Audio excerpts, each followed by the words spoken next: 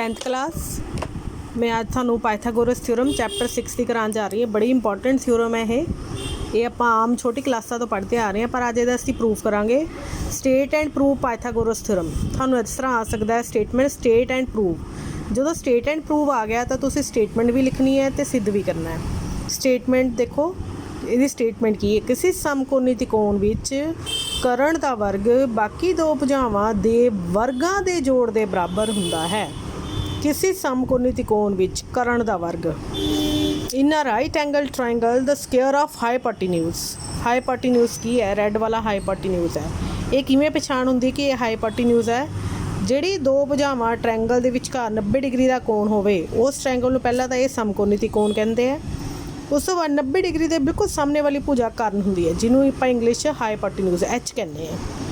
बाकी दोनों चो किसी को भी पी कह सकते हो, किसी को भी बी कह सकते हो। आम तौर पर नीचे वाली भुजा जी लेटवी होंगी है आप बी आधार कह दें तो दूसरी को असी लंब कह दें। तो पाइथागोरस ने की कहा सी कि स्क्वायर ऑफ हाइपोटेन्यूज ਇਹਦਾ स्क्वायर एच का square of hypotenuse is equal to sum of square sum किहदा करना है squares of other two sides P ते बी का स्क्वायर, पी स्क्वायर ते बी का स्क्वायर। थानू मेरी उम्मीद है थानू पूरी स्टेटमेंट समझ आ गई होगी। In a right angle triangle square of hypotenuse is equal to the sum of squares of other two sides. किसी समकोणी त्रिकोण विच करण दा वर्ग बाकी दो भुजावां दे वर्गां दे जोड़ दे बराबर। इन्हां दा वर्ग भी करना है फिर इन्हां दा जोड़ करना, वर्गां दे जोड़ दे बराबर हुंदा है। तो थानू दस्सिया सी थ्योरम के 3 पार्ट होंगे। सब तो पहला गिवन, फिर टू प्रूव, फिर कंस्ट्रक्शन। सब तो पहला गिवन देखिए कि ये ट्रायंगल ए बी सी थानू दिती हुई है तो सिर्फ ये दिता है कि बी कोण जड़ा है 90 डिग्री है, पूरा बी कोण आह जड़ा है 90 डिग्री है। तो असीं प्रूफ की करना है H square is equal to P square जमा बी स्क्वायर। रैड वाली भुजा का वर्ग इज इक्वल टू दो हरी वाली भुजावां के वर्गां के जोड़ के बराबर। तो रैड वाली भुजा का नाम की है ए तो सी तक, A C square is equal to A B square जमा बी सी स्क्वायर। असीं सिद्ध करना है। Is it okay? मैनू इत्थे तक तुहानू सारे समझ लग गई। नैक्सट पार्ट है असी कंस्ट्रक्शन।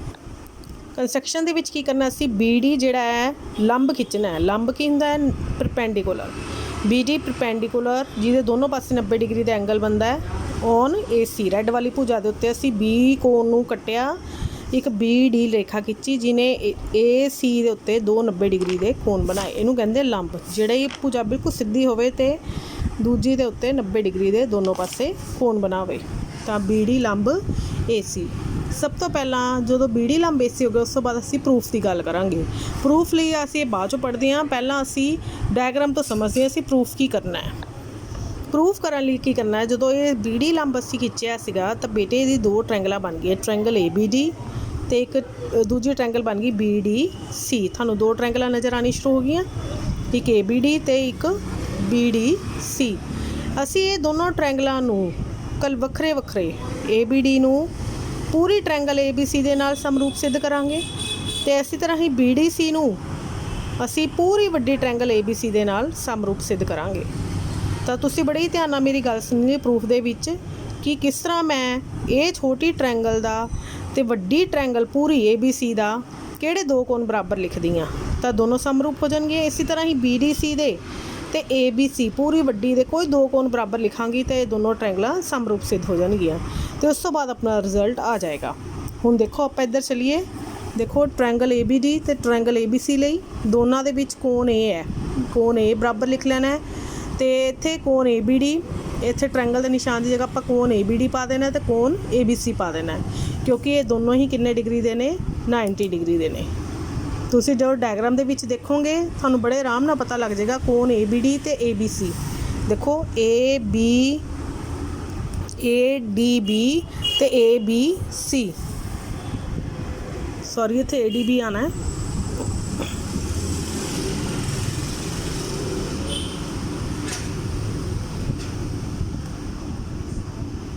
तो इत्थे ए बी सी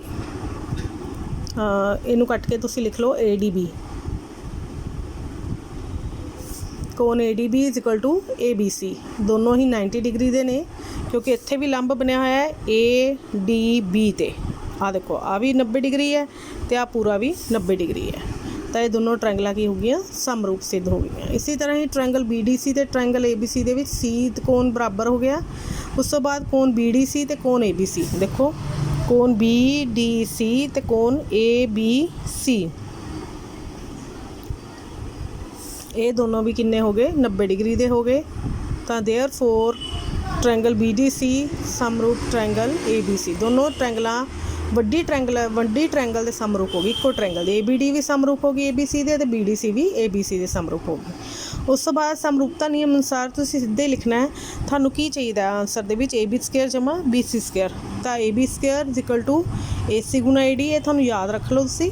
ਅਤੇ BC square is equal to AC ਗੁਣਾ CD, ਕਿਉਂਕਿ ਆਪਾਂ ਨੂੰ ਖੱਬੇ ਪਾਸੇ ਦੇ ਵਿੱਚ, ਸੱਜੇ ਪਾਸੇ ਦੇ ਵਿੱਚ AB ਸਕੁਏਅਰ ਜਮਾ BC ਸਕੁਏਅਰ ਪਤਾ ਕਰਨਾ ਹੈ। ਤਾਂ AB ਸਕੁਏਅਰ ਨੂੰ ਤੁਸੀਂ ਲਿਖੋਗੇ AC ਗੁਣਾ AD, ਅਤੇ BC ਸਕੁਏਅਰ ਨੂੰ ਲਿਖੋਗੇ AC ਗੁਣਾ CD। ਇਹ ਲਾਈਨ ਤੁਸੀਂ ਯਾਦ ਰੱਖਣੀ, ਦੋਨਾਂ ਨੂੰ ਜੋੜੋਗੇ, ਖੱਬੇ 'ਚ ਖੱਬਾ ਪਾਸਾ, ਸੱਜੇ ਸੱਜਾ ਪਾਸਾ। AC ਗੁਣਾ AD ਜਮਾ ਪਾ ਕੇ AC ਗੁਣਾ CD, ਇਹ ਲੈਫਟ ਸਾਈਡ ਨੂੰ ਬਿਲਕੁਲ ਨਹੀਂ ਛੇੜਨਾ। AC ਗੁਣਾ AD ਜਮਾ CD ਰਹਿ ਜਾਏਗਾ ਬ੍ਰੈਕਟ 'ਚ, ਤਾਂ AC ਸਕੁਏਅਰ ਆ ਜਾਏਗਾ। ਆਈ ਹੋਪ ਤੁਹਾਨੂੰ ਇਹ ਸਮਝ ਆ ਗਈ ਹੋਏਗੀ। AD ਜਮਾ CD ਨੂੰ AC ਲਿਖ ਸਕਦੇ ਹਾਂ। ਦੇਖੋ AD ਜਮਾ CD AC ਬਣ ਗਿਆ, ਤਾਂ AC ਗੁਣਾ AC, ਤਾਂ AC ਗੁਣਾ AC ਕਿੰਨਾ ਆ ਗਿਆ, AC ਸਕੁਏਅਰ। AC ਗੁਣਾ AD ਆ ਲਾਈਨ ਤੁਸੀਂ ਯਾਦ ਰੱਖਣੀ, AB square is equal to AC ਗੁਣਾ AD, ਅਤੇ BC square is equal to AC ਗੁਣਾ CD। ਖੱਬੇ 'ਚ ਖੱਬਾ ਪਾਸਾ ਜੋੜ ਲਿਆ, ਸੱਜੇ 'ਚ ਸੱਜਾ ਪਾਸਾ ਜੋੜ ਲਿਆ। Is it okay? Thank you.